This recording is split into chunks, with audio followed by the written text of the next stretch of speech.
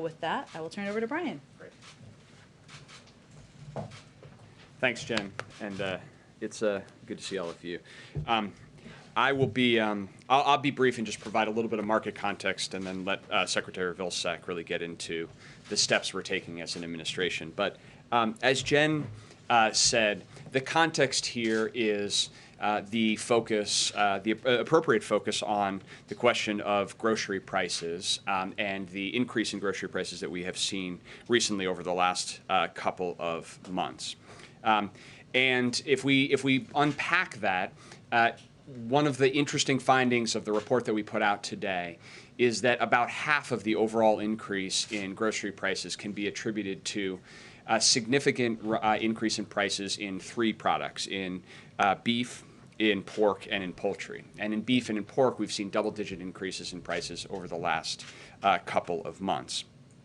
In fact, if you look at the category that is grocery prices, what economists call food at home, so food that is being purchased to eat at home, in a number of areas we've seen, if you take out those three categories, we've actually seen price increases that are more in line with historical norms. And we've seen some categories, for example, fresh fruits and vegetables prices have actually declined since the end of last year.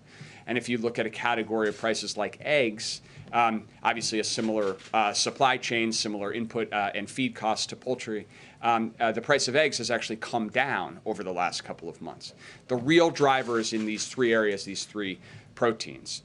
If you look at that market, the thing that is striking is across beef, poultry, and pork, significant consolidation in those industries. So anywhere from 55 to 85% of the market is controlled by the top four producers in those industries. And so when you see that level of consolidation and the increase in prices, it raises a concern about pandemic profiteering, about companies that are driving price increases in a way that hurts consumers who are going to the grocery store and also isn't benefiting the actual producers, the farmers and the ranchers that are growing the product. The report that we've outlined today details that in these industries, the four top companies in these industries have seen record or near record profits in the first and second quarter of this year, and seen near or approaching record gross margins as well. So we have a story of a consolidated industries with companies that are generating record profits and then driving price increases for consumers without passing on those benefits to the underlying producers. So this raises for us one of the issues that was core to the president's direction to all of us and his entire cabinet to focus on ways that promoting more competitive practices and more competition across industries could actually lower prices for consumers and benefit middle-class families. And so with Secretary Vilsack in the lead, we have been focused on steps that we can take as a federal government to try to drive more price transparency, encourage greater competition in this sector in an effort to help ranchers, help farmers, and help consumers at the grocery store as well. This is part of the president's competition executive order that he signed a few months back. We'll be holding the inaugural meeting of the President's Competition Council on Friday, at which this will be one of several issues that we will discuss about promoting greater competition across the economy. But these steps are important, and this effort is important because we're trying to also shine a light on the fact that these price increases that are affecting consumers are not happening in isolation, and that companies are making decisions to drive these price increases. At the end of the day, what we want to do is work with industry to try to generate better outcomes for end consumers, better outcomes for farmers. We think the steps that we're taking today can help move us in that direction. So without further ado on that, I want to pass it over to Secretary Vilsack, who will talk about those steps that he is leading on behalf of the administration. Brian, thanks very much. It's good to be with everyone today. Basically, the Department of Agriculture sees this as basically two functions, two responsibilities. Goal number one is to make sure that farmers get a fair return for their efforts and their capital investment. And the second goal is to make sure that when consumers go to the grocery store and they're at the checkout counter, they get fair prices. And the reality is today that farmers are losing money on cattle, on hogs, and poultry that they're selling at a time when consumers are seeing higher prices at the grocery store. And as Brian alluded to, the fact that there are now record profits or near record profits for those in the middle.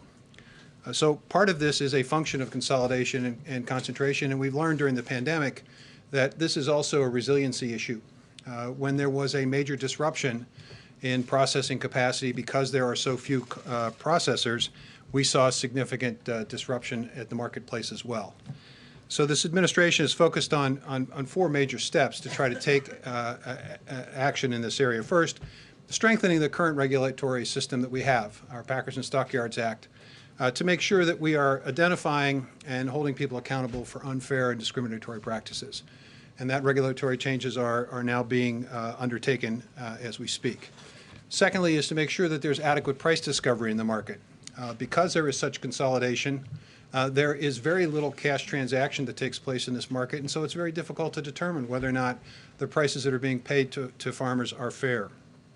And so we are producing studies, recently a couple of studies to provide more price discovery. Certainly want to work with Congress in their efforts legislatively to pass legislation that will expand the capacity for us to have information. Third, we want to make sure that when people go into the grocery store and they see things that are labeled a product of the U.S., we want to make sure that consumers fully understand and appreciate precisely what that means or what it doesn't mean, and whether people are taking advantage of whatever value-added opportunity that might present to increase price. And finally, expanding processing capacity and maintaining the small and very small processing facilities that are dotting the landscape today. We provided additional resources to keep those small processing companies in business recently by announcing about $150 to $160 million of assistance and help. And we have put together a $500 million effort to work with states and local governments as well as nonprofit organizations and the livestock industry to look for ways in which we can finance expanded processing capacity. We're doing this at the same time that agriculture is confronted not just with the issue of concentration and consolidation, but also the impacts and effects of severe weather, which are linked in part to climate. Whether it's forest fires or drought or hurricanes, obviously that's also causing a disruption. And as we build this broader processing capacity, we also want to build a more resilient food system. And right now, we're deeply concerned about the impacts and effects of drought on these beef prices and pork prices and poultry prices, because it could lead potentially to people having to sell their herds because they can't simply afford the cost of maintaining them, particularly in the western part of the U.S. For that reason, we've looked at a number of different steps to try to provide help and assistance to deal with the drought. And today we identified yet another way in which we can provide help and assistance. Historically, we've always provided resources to farmers to be able to pay for the cost of hauling water to their facilities. If they had a situation with a drought and they needed to access additional water, there's a cost associated with that, and we helped to defer some of that expense. We're now changing that program, the Emergency Livestock Assistance Program called ELAP. We're now changing that to include also assistance and help for transportation expense for feed. We know that these farmers, particularly in the western U.S., are going to be confronted with having to truck or rail feed from far distances, and that's going to be an incredibly increased cost to them. So we're going to use this emergency program to provide up to 60% of the additional costs that they're incurring above and beyond what they would normally incur for transportation expense. And for limited resource farmers, it could be as high as much as 90% of assistance and help. And the goal here is to focus on those areas that have been designated serious drought areas, D2 for 8 consecutive weeks or D3 or greater. The hope is that by providing this resource, we'll be able to make it easier for farmers to stay in business and therefore not basically create more disruption in the market. So a combination of focusing on concentration and consolidation, as well as making sure that we continue to look for ways to make the system more resilient, are steps that we're taking pursuant to the President's directive. Okay, go ahead. Thanks, Jen. Mr. Secretary, Brian, could you guys guys please go back to this pandemic profiteering that you mentioned? You said there are up to 85% of the market is controlled by the top 4 industry big names. So are these the companies that are that you suspect of profiteering right now? Forgive me if this is an ignorant question. What are these companies? Who are they? What are the top 4? And what specifically are you seeing as it relates to this profiteering? Sure. Let me just start, and then the secretary should jump in. I think so. With respect to the data, if you look at the beef industry, for example, the top four meat processors control 85% of the market. That's in contrast to I mentioned the issue of eggs earlier, where far less concentrated. The top 4 processors there control about 30% of the market. And what we've seen is that those four companies, those four companies, we get into details. It includes JBS, Tyson. It's in the report that we put out. Those companies have seen record or near record profits in the first half of this year, and that has coincided with a period where we've seen disproportionate increase in prices in those segments. And that actually is driving about half of the increase in overall grocery prices, in overall food away from food at home prices. And so it raises this question of, in this consolidated industry, are those price increases being driven by being passed on to the growers? And what we see, the real concern we have, is that consumers are facing higher prices, and the growers are not getting paid higher, and that raises real concern and a real question, which is what's motivating this focus and the actions that we're taking. Well, and I would just simply say, there's reason for concern here. Department of Justice recently had a price-fixing case involving Tyson, where clearly there was some wrongdoing that took place. And so it's not something that we are, it's not something we're dreaming up here. The profits are real. The fact that producers are not making a profit. I mean, I remember talking to a producer the other day in Council Bluffs, and he said, "I don't get this, Mr. Secretary." He said, "I just sold my cattle and I lost $150 a head, but the processor made $1,800 a head. How can that be?" April? Yes, I'm Secretary Vilsack. 2 questions. One, you're saying profiteering. Would you go as far as price gouging as well, saying that word price gouging, those words price gouging? And then also, as you talk about farmers right now in this moment, in this season of COVID, in this season of hurt, I want to go to the black farmer. There's an effort by this administration to help the black farmer that Lindsey Graham has said is reparations. Could you give us the state of the black farmer as you're talking about average farmers right now? Sure. Let me answer that question, the last question first. There are now 13 separate lawsuits that are directed at the debt relief efforts that were passed the American Rescue Plan. We're obviously going through the process of litigation, building the record, and we'll proceed. In the meantime, we're really focused on those farmers who are distressed, those farmers who are low-income farmers. And just to give you a sense of this, 89.6% of American farmers today do not make a majority of their income from farming. And so that is a call to action. And that's why in the American Rescue Plan, the President and Congress included a provision that is encouraging us to take a look at ways in which we can expand market access and land access for those financially stressed farmers. So one of the things we did, with the American Rescue Plan, is we identified procurement. We purchased a lot of emergency food for food banks. In the past, we have purchased that food from large-scale distributors, probably some of whom are doing business with JBS and Tyson and Smithfield and so forth. But we think maybe it would be a good idea for us to also use a few of those procurement dollars to help local and regional distributors, and to focus and direct some of those resources as well on low-income, distressed farmers, producers. So we are now using our what we refer to as our flexible TFAP program, or temporary assistance program, to use resources to basically create market opportunities, to create better balance and greater resiliency in the system. We just can't have this concentration on just, focusing on just a few. We need to have greater diversity. across the board here.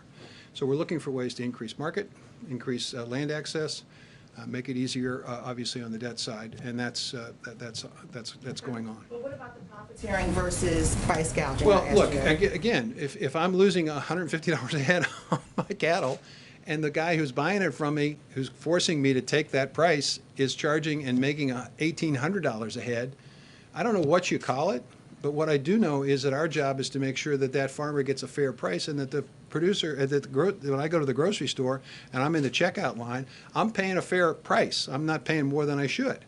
And right now, because of the concentration, we have two issues here. One, we have the issue of fairness, and two, we have the issue of resiliency.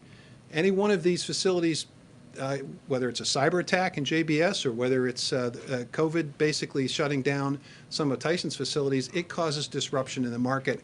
We need a much more resilient system. Trevor?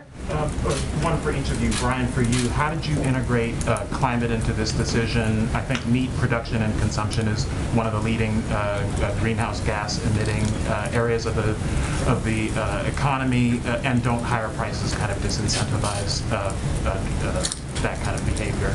And then for you, Secretary Vilsack, we asked you this in May, but where are you on the Twin Metals copper mine decision? Are you going to allow that, or are you going to block that? Sure. Yeah, so on the first, the goal, and just to pick up on something that the Secretary just said, our goal here is to work with industry to get to a better outcome that ends up with a fair outcome for consumers and a fair outcome for American farmers.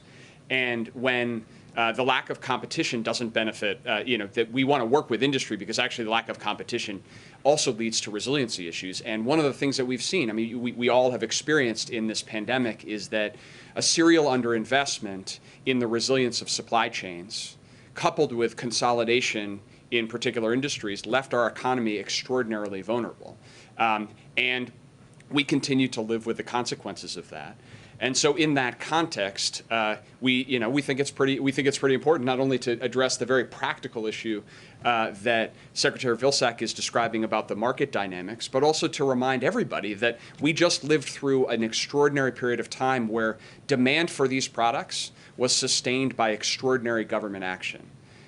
Incredibly appropriate to make sure that food insecurity and other basic human needs didn't fall off during this pandemic, but at the same time, going back and to borrow a phrase the president drills into us every day, without building back better to a more resilient system, puts all of us at risk. On the question, and resilience is also important with respect to the realities of a climate-affected world and a climate-affected country, and those involve the kind of investments that Secretary Vilsack was talking about in having more resilience against the reality of more frequent and severe extreme weather events. But also transitioning our agricultural system to be part of an effort to actually reduce emissions across the board. I think we have, with the Secretary's leadership, the most ambitious strategy of any administration in history, that the agricultural sector will actually be part of moving us and creating new markets as we address climate change. But we can do that in a way that actually doesn't end up in a situation where American consumers are left paying higher prices and American farmers are left with less income. That's sort of over too. Mara? Yeah, you mentioned that. I'm sorry. I just want to underscore that point, then I'll answer your Twin Metals point. The fact that we can create new revenue streams for these farmers by conversion of agricultural waste into a variety of products basically will mean that farmer gets a fairer return, a broader return, more return on his or her investment, and that consumer gets a decent price at the counter. That's not that is a possibility. It's a real possibility in this administration. With the passage of the reconciliation bill and the Build Back the Infrastructure bill, we'll have the resources to be able to create that kind of new opportunity. On Twin Metals, we continue to wait for the Department of Interior. They have to issue a legal opinion before we know what direction we need to take at USDA. It's conditioned upon the DOI. We're waiting for the DOI. Yeah. You mentioned that DOJ has a price fixing case against Tyson. How much of the profiteering and the lack of competition do you think is illegal, and what are you going to do about it? Well, so I want to be very clear that the president's executive order directs the Department of Justice and the FTC to train their enforcement on potential illegal activities, including price fixing and price gouging. We are going to leave that to the enforcement agencies. That's their appropriate role, and not for the White House to interfere with. What we are focused on here is policy issues that can actually help to get at the underlying issue of concentration. So, for example, the investment that Secretary Vilsack was talking about in encouraging more entrants, more small and new entrants into this market. That's the kind of step that we can take to help encourage more competition and help reduce the likelihood that concentration leads to the opportunity for those type of illegal activities. But with respect to the specific enforcement issues, both as they've resolved or as they may be ongoing, we would leave that to the FTC. Do you have a sense of how much of this problem is illegal?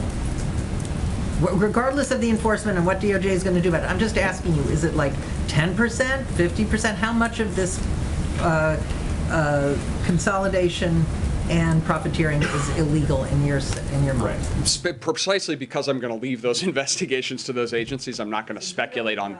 I'm not going to speculate on the work that they have undergoing. What I can tell you is that we believe this is a problem. We believe that this is a problem that's affecting consumers and farmers alike, and we believe that there are concrete steps that we need to take and that we can take to try to help improve it. Thank you. Mr. Secretary, farmers want you to reverse the Trump administration's decision to dissolve GIPSA. So there is an independent agency that can focus on promoting competition and fair trade practices instead of being buried into AMS. Are you going to reestablish GIPSA? Well, that's a slightly different area. The GIPSA basically takes a look at grading grain and things of that nature. Okay, it's not really into the packers and stockyards area. What farmers really want us to do is what we are doing, which is to enforce the packers and stockyards and strengthen that. That's the vehicle by which you can determine whether the poultry tournament system, for example, is fairly compensating poultry farmers, or whether there is a circumstance where packers are discriminating or unfairly treating producers. So that's our focus right now, is making sure that the Packers and Stockyards Act is strengthened. We're going to continue to do the grading necessary to make sure that people understand what a grade 2 corn is and that meets a certain standard. I don't think you necessarily have to reinstitute GIPSA to do that, but you do have to focus on the Packers and Stockyards Act. When GIPSA was disbanded, you know a lot of farmers were very concerned. Are you saying you think that they can operate stronger the way it is structured under AMS than it was before Trump? They can operate stronger when you have the enforcement tools and mechanisms with the Packers and Stockyards. That's what's been missing. It isn't so much the structure or where within AMS this would still be within AMS. It would just be a mission area within AMS. It isn't that. That's not the issue. The issue is, what tools do we have if there is an unfair practice taking place, or if there's a discriminatory practice, if the poultry system is not treating poultry producers fairly, what tools do we have? Right now we don't have very strong tools. We are strengthening those tools so we can call out bad behavior. Well, thank you. Hey, Brian, just brought it out a little bit. Between the EO public comments, some letters you've sent, you guys have made clear you want, on the enforcement side of things, to be more aggressive than they have been in the past. Are you and the President comfortable that the enforcement arms of these agencies have been as aggressive as you want them to be? And I guess secondly, there's some sense inside the White House that just taking this posture may preemptively cause companies to lower prices or be more willing. Have you seen any tangible results tied to that? So on the first question, the answer is yes, and the President's executive order directed the creation of a competition council precisely so that we can get the appropriate federal agencies, both the cabinet agencies and the independent agencies together, to make sure that we are all working as effectively as possible toward the goal of that executive order. So on Friday, we will be convening with Attorney General Garland and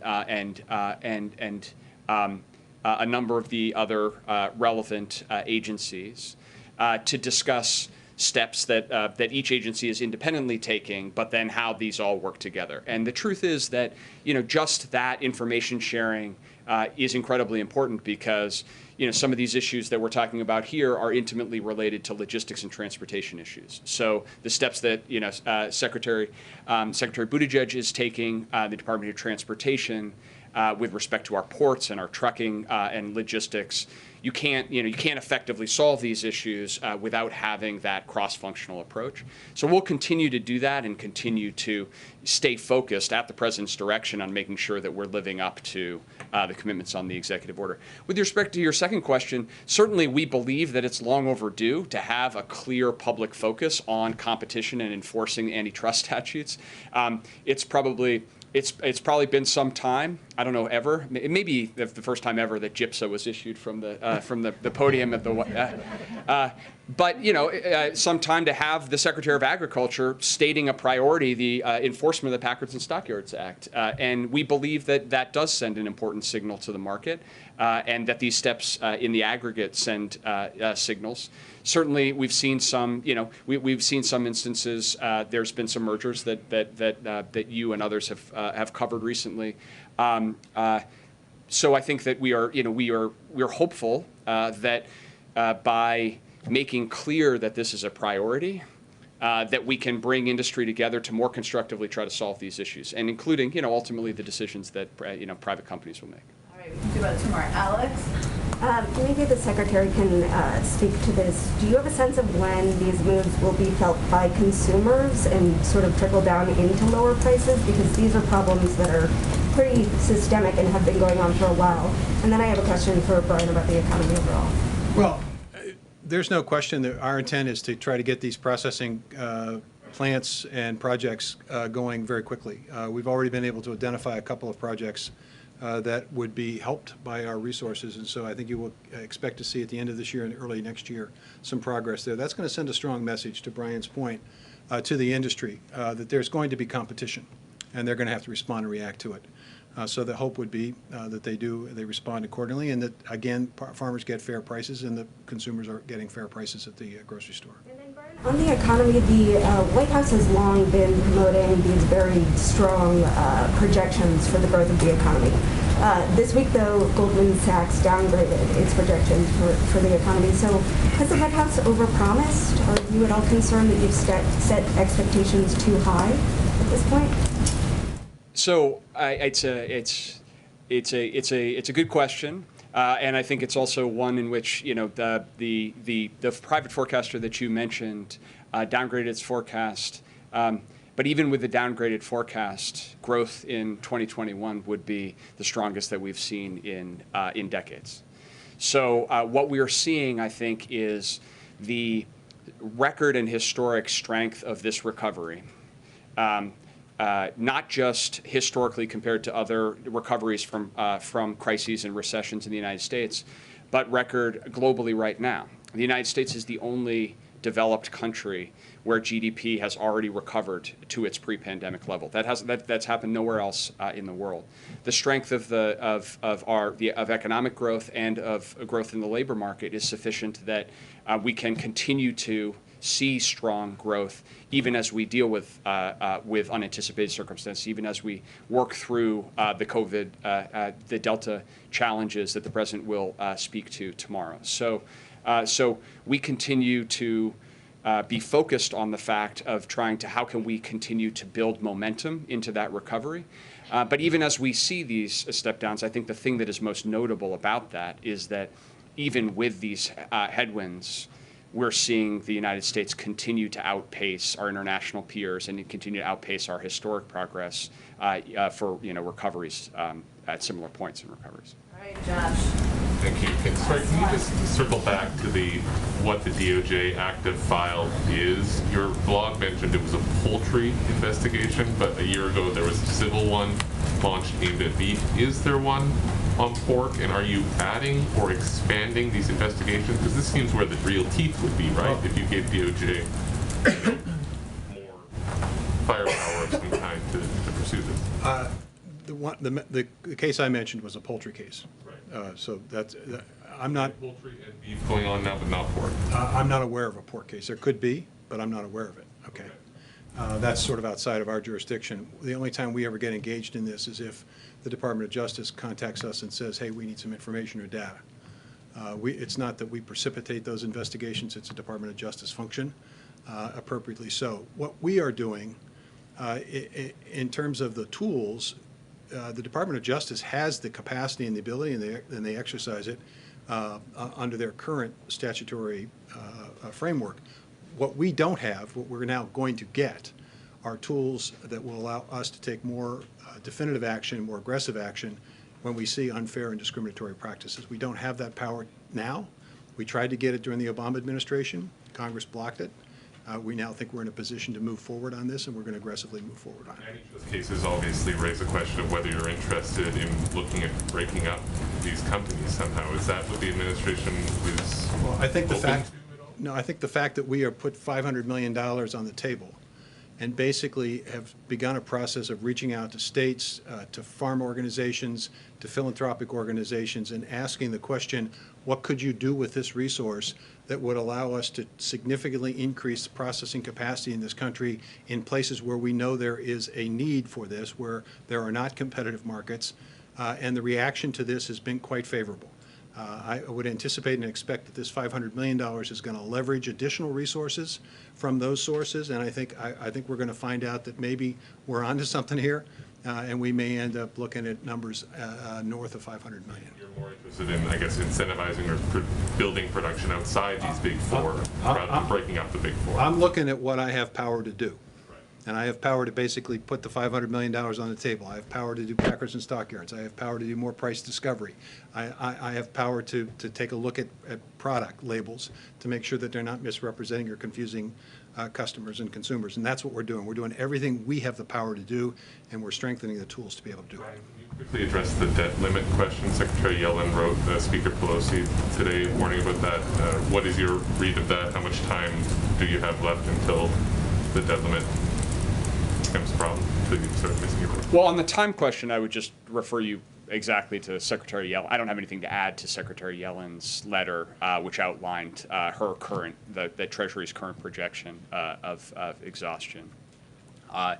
And more generally, I would just underscore that this is a responsibility, a sacred responsibility that Congress has to operate in a bipartisan way to raise or suspend the debt limit, to address the fact that this is a reflection of actions and legislation that Congress has already passed. And so there's often, a confusion or conflation when it talks to the debt limit. But just to clarify and resolve, the debt limit is a function of bills that Congress has already passed and already racked up. In fact, 97% of the debt under question is associated with actions that happened before this president was even taken into office.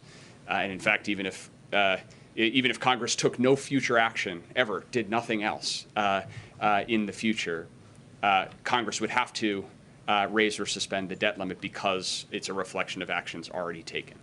And so our expectation is that Congress will do so, and will do so as it has done historically, as it did 3 times under President Trump, and operate in a bipartisan way to address this issue. So that's our expectation. It doesn't happen. A decade ago, one of the fallbacks was something called prioritization, where you sort of decide who gets paid and who doesn't. Is the administration going down this road at all? Is that the fallback plan if the limit isn't raised or suspended? Our expectation is that Congress is going to act responsibly and consistent with its responsibility. So that's our expectation and our focus. Okay, thank you, Secretary Vilsack. Thank you to our NEC Director, Mr. Lynn.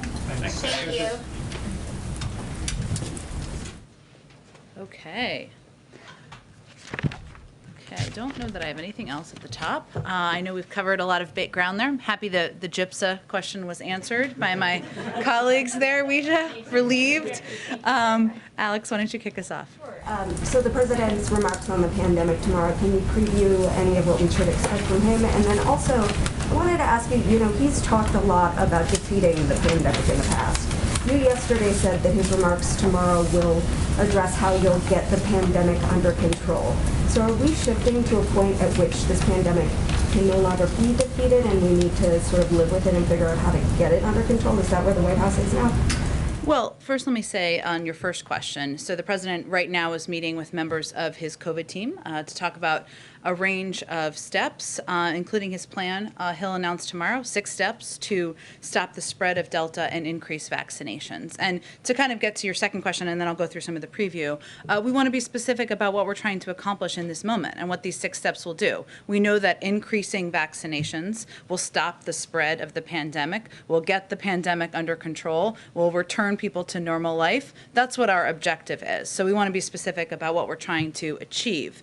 But I would just note that what you're going to hear from the president tomorrow is going to build on some of the steps that the president announced over the course of the last few months. We've been at war with the virus for a long time, several months, more than a year and a half. We have been we've been at war with the Delta variant over the course of the last couple of months. And just to remind you of some of the steps that we've announced new government mandates on DOD, our military forces, NIH, the VA, the Veterans Affairs, Department of Veterans Affairs, folks who are serving on the front lines on the health roles in that department. We've also incentivized additional mandates, whether it is in healthcare facilities, nursing homes, and others. And we've also lifted up and incentivized private sector mandates because we've seen that they have been effective. We've also deployed over 700 surge response teams across the country and work closely, again, with the private sector to institute more requirements on vaccinations. And we've seen some impact from those steps. Tens of millions of Americans are now covered by vaccination requirements. 14 million Americans got their first shot in August, which was an increase from what we'd seen in the months prior, 4 million more than in July, and the increase in vaccinations has been a consistent trend. But he's going to lay out these 6 steps tomorrow because we have more work to do, and we are still at war with the virus and with the Delta variant. So we're going to build on that work. And he's speaking to it now because this issue, of course, is on front of mind, top of mind to Americans across the country. People are returning to schools. Workplaces are either reopening, some brick and mortar, or some people are just returning to work after spending some time with family or loved ones over the summer. So he's going to outline the next phase in the fight and against the virus and what that looks like, including measures to work with the public and private sector, building on the steps that we've already announced, the steps we've taken over the last few months, requiring more vaccinations, boosting important testing measures, and more, making it safer for kids to go to school, all at a time when the American people are listening. Again, this will be 6 steps that we'll work to be implementing over the months ahead. And then one more on boosters. The WHO, the head of the WHO is calling on basically rich countries with vaccine surpluses to hold off on booster shots until the end of the year. What's the White House response to that? And is it ethical to start moving forward with booster shots at a time when so many countries are barely starting with their first shots? Well, our view is that this is a false choice. And the United States has donated and shared about 140 million doses with over 90 countries, more than all other countries combined. We're donating 500 million doses to 100 countries in need. Last week, we announced a plan to invest $2.7 billion in manufacturing critical vaccine inputs and expanded fill-finish lines at factories. From Senegal to South Africa to India, we've made significant investments in boosting global productions of COVID vaccines.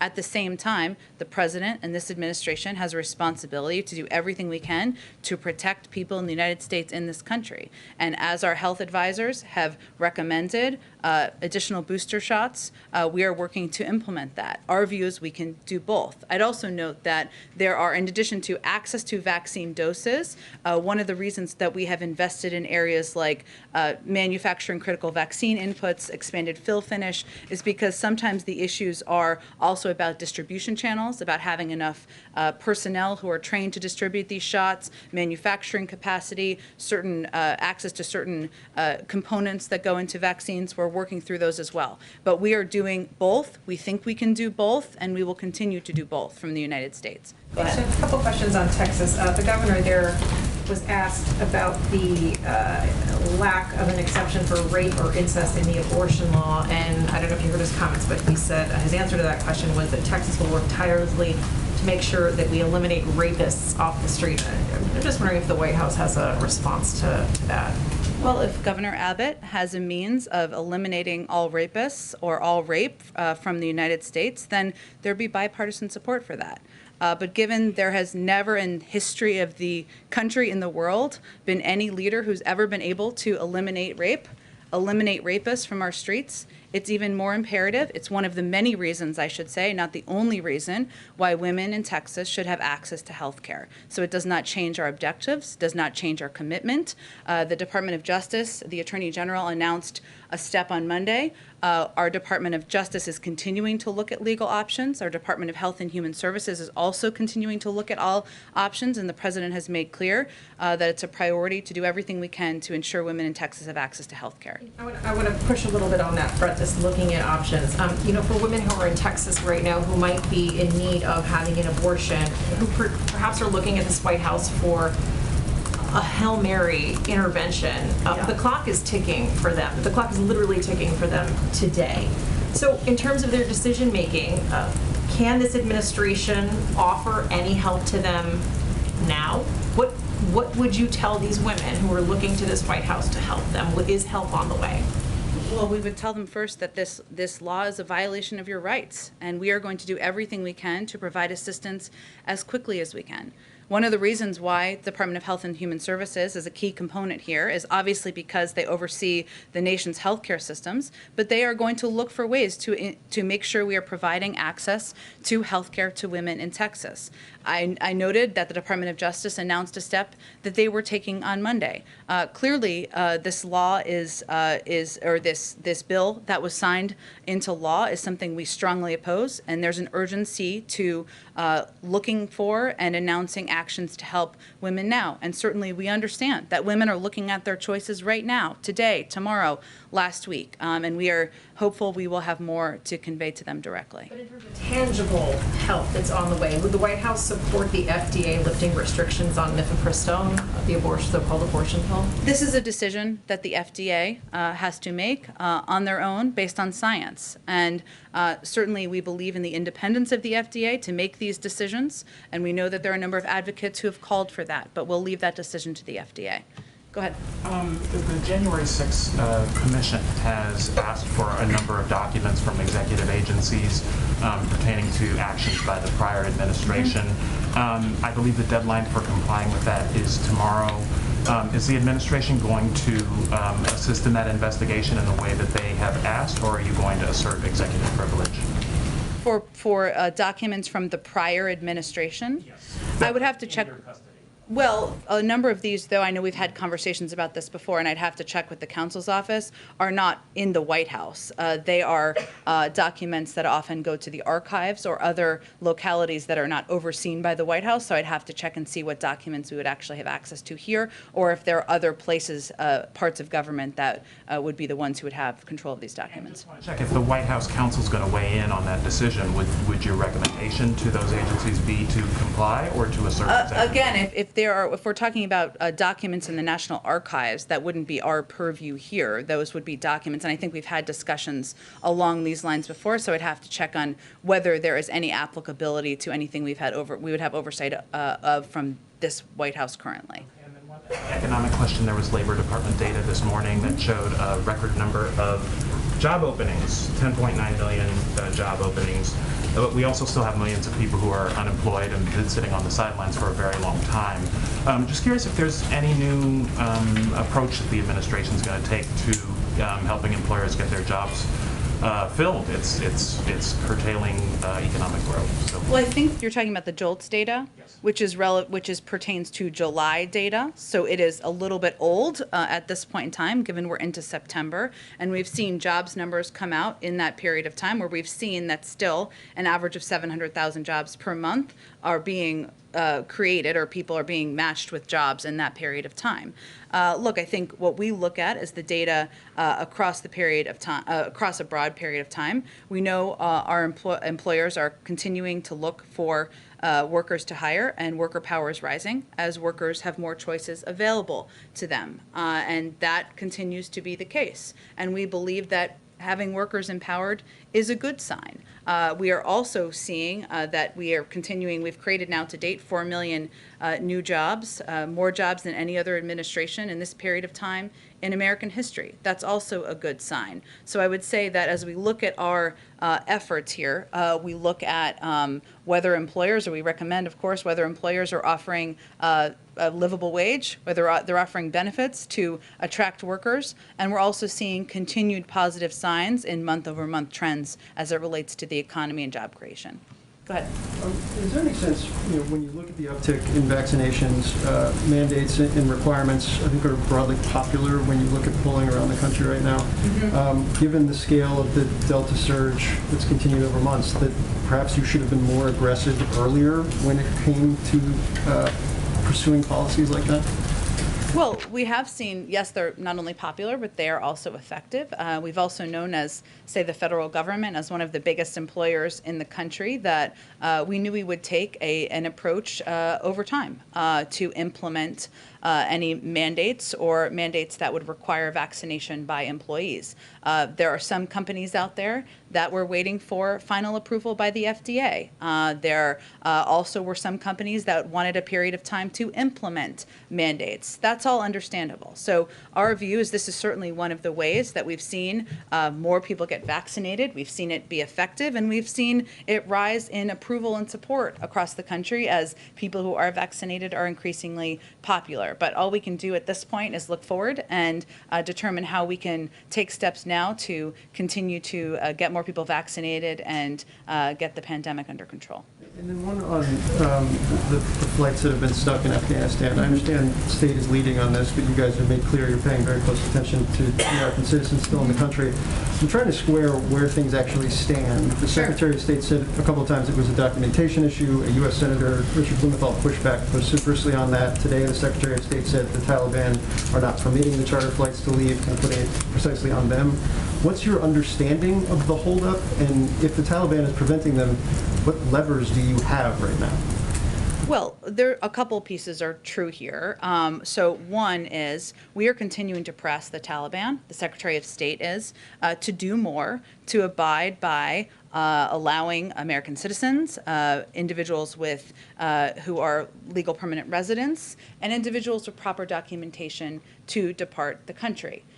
It is also true that we don't have a role in preventing flights from taking off. We are not on the ground. So that is not something the U.S. government is doing. But at the same time, some of these planes and some of the issues is where are they going to land? So a number of these planes, they may have a handful of American citizens, but they may have several hundred individuals where we don't have manifests for them. We don't know what the security protocols are for them. We don't know what their documentation is. And there is a fundamental question, and this is one of the hard choices you face in government. Are we going to allow a plane with hundreds of people where we don't know who they are, we don't know what security protocols have been put in place, to land on a U.S. military base? And there are reasonable questions, justified questions, I think, as to why we wouldn't do that. And so right now there are some charter planes that are taking off. We do have to make evaluations about the safety and security and protocols in place as planes are landing on military bases.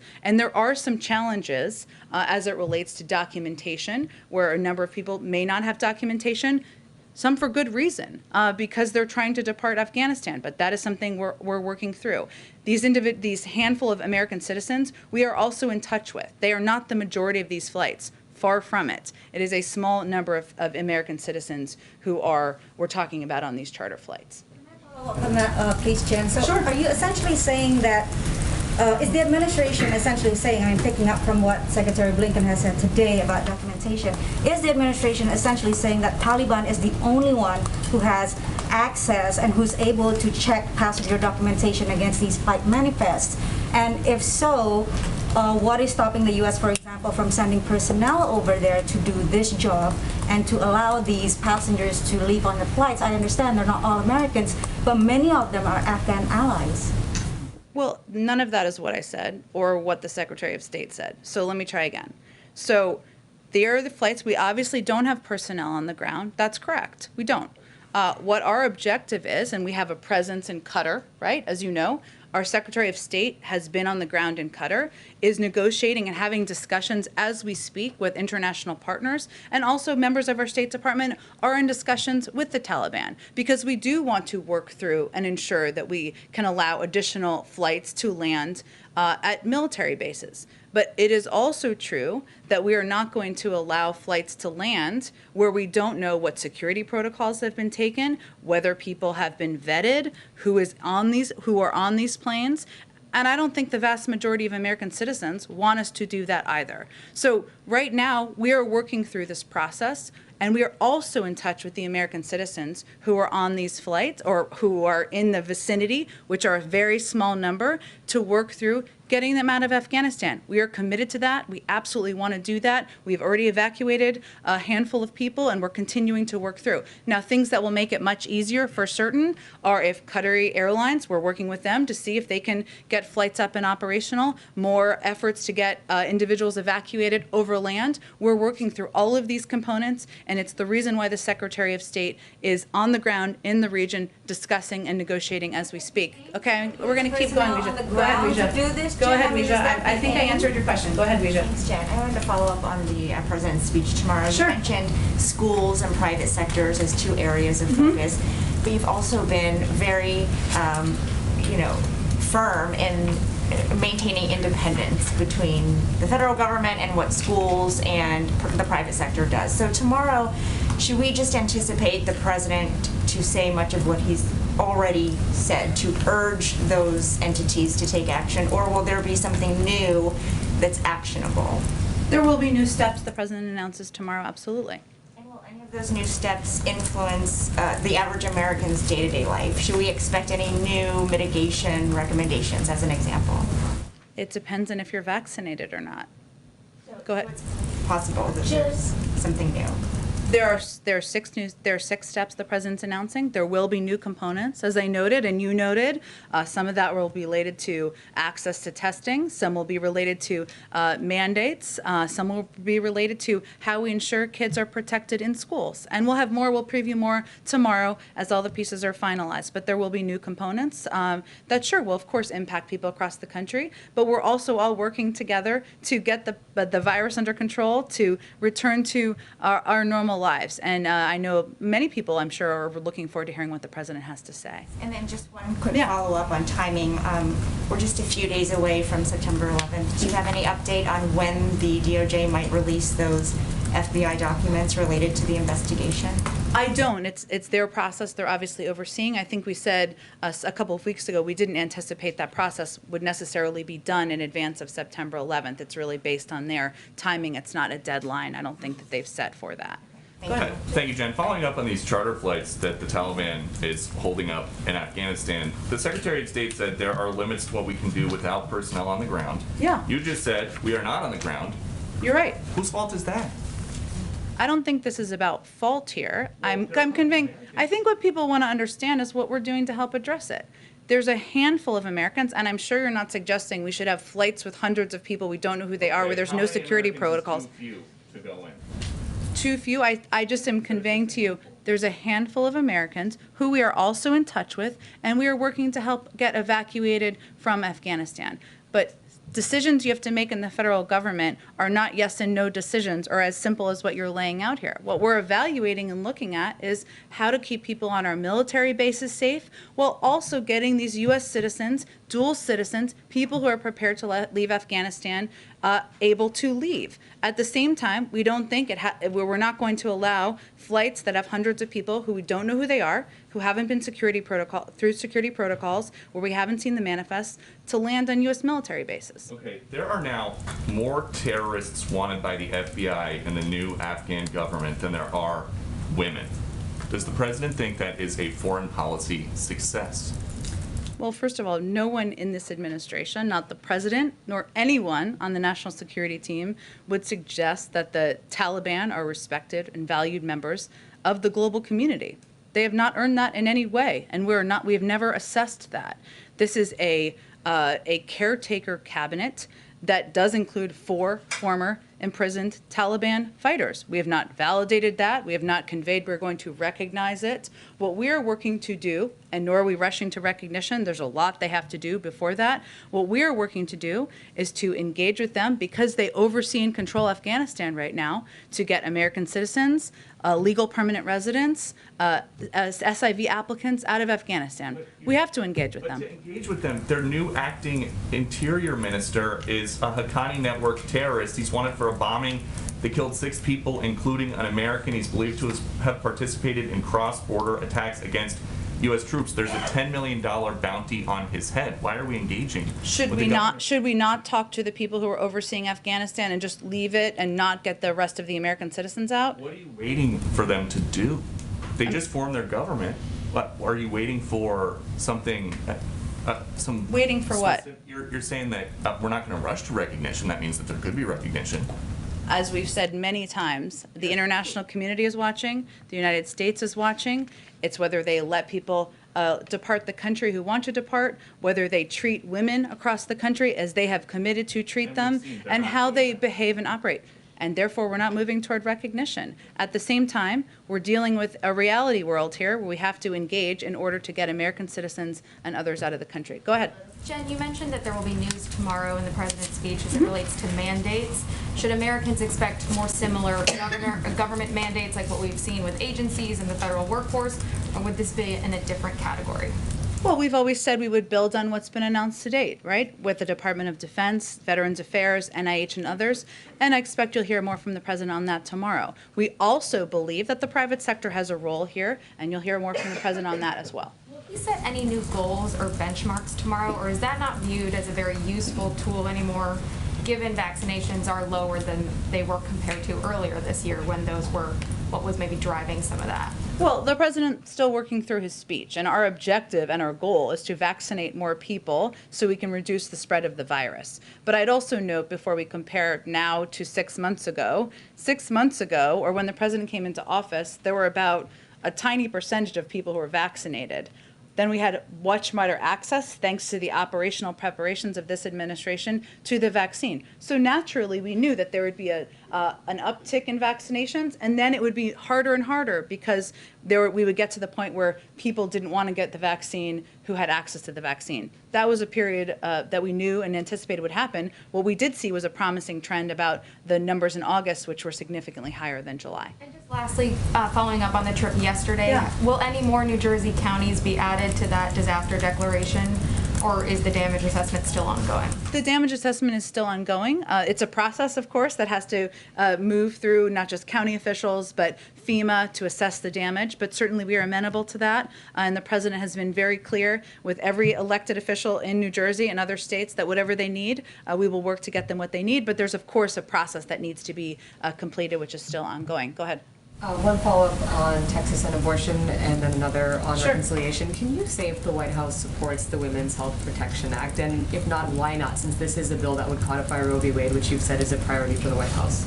Well, there are many ways to codify Roe v. Wade, and that is something the president remains committed to. I don't have a new assessment of our support for the piece of legislation. We are still reviewing what our options are. Are there specific reservations about that bill? We're still looking at whether that's a vehicle we're going to support, but we still support codifying Roe v. Wade. And there are reports that Senator Manchin will only support as much as $1.5 trillion in a reconciliation package. Has the president spoken to Senator Manchin, or does he have plans to, and would the White House accept a $1.5 trillion plan? Well, first, Senator Manchin, of course, continues to be a very important partner to the president and the president's agenda, and we fully expected that there would be a range of negotiations in private. Sometimes they spill out into the public, and that is what is happening as we speak around components of the package. But we also know that this is a process that's ongoing, one that we just lived through over the summer, where there were many times where the agenda was called dead and it turned out it wasn't. I'm not going to read out any calls or engagements the president has with Senator Manchin. We engage with him on a regular basis from a senior level, including with the president, and we are looking ahead to getting this bill passed and moving it forward. 1.5 trillion. Again, I'm not going to negotiate from here. What the president is encouraged by is agreement about the need to lower costs for working families, from prescription drugs to child care to the cost of college to elder care, on the need to tackle the climate crisis, and on the need for corporations and the wealthiest Americans to pay their fair share in taxes. I would also note that whatever the size is, it's not actually accurate to call it any of these sizes, 1, 1.5, 2, 3.5.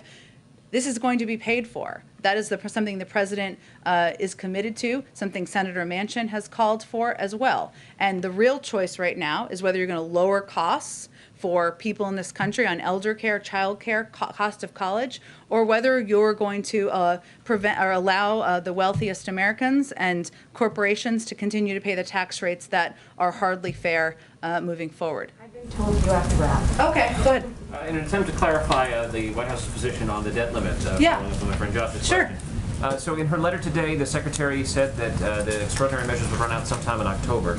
Is it the White House's wish that, well, is it the White House's expectation that Congress will act by the end of September, by September 30th? Well, our expectation and hope is that they act in advance of the money running out, yes. So you expect then that the line is drawn, that September 30th is the deadline that this White House is setting? Well, I would be clear that in the secretary's letter, she also conveyed that because of the fact that we don't have all of the information at this point on inflows from taxes that come in mid-September, they didn't give an exact date. But yes, of course, our objective is to raise the debt limit before it becomes a crisis. Yesterday, the president said that he intended to see wildfire damage when he heads west. Do you have any more information you can share on that? He will see wildfire damage. I know we are eager. You're all eager. I'm eager to get it announced, to announce the details of his trip. That will be early next week. We hope to have those in the next 24 hours. Okay. I think I have to wrap up, but let me do one more. Okay. On the reconciliation Yeah. legislation on healthcare, does the White House believe President Biden and Democratic lawmakers will ultimately have to make a choice between expanding Medicare benefits and shoring up the Affordable Care Act, particularly to stay under the overall price tag? And if there is a choice, what would President Biden choose? I certainly understand your question. I think you probably can predict what I'm going to convey to you is that there are a range of discussions and negotiations between a broad swath of the Democratic caucus right now, and I'm just not going to negotiate or weigh in from here on this particular question. Quick question. Can the White House confirm that it has asked appointees from the last administration to resign from various boards, including the West Point Advisory Board and the Naval Academy Board, and why? Yes, we have. And the president's objective is what any president's objective was to ensure you have nominees and people serving on these boards who are qualified to serve on them and who are aligned with your values. And so, yes, that was an ask that was made. Is there any concern that because a lot of these appointees do go across administrations, that there is a risk of politicizing these traditionally non-controversial positions? Well, I will let others evaluate whether they think Kellyanne Conway and Sean Spicer and others were qualified or not political to serve on these boards. But the president's qualification requirements are not your party registration. They are whether you're qualified to serve and whether you're aligned with the values of this administration. Thanks, everyone. A follow-up on the story about Dr. Fauci yesterday in The Intercept, the documents released that shows he was untruthful.